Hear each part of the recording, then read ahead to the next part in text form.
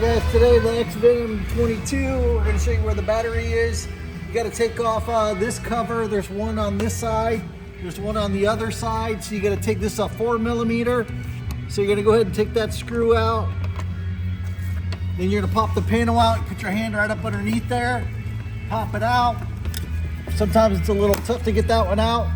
Pops right out. There's your two little bushings. There should be another bushing underneath there. It popped underneath there. So if it pops underneath, you can get a pair of needle nose pliers and grab it. It should be right there. But you got to take out this screw as well on the other side of the seat. It's a 4mm.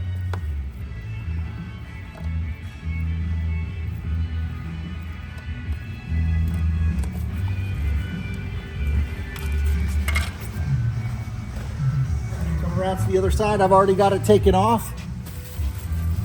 So it's going to be right up tucked underneath the seat.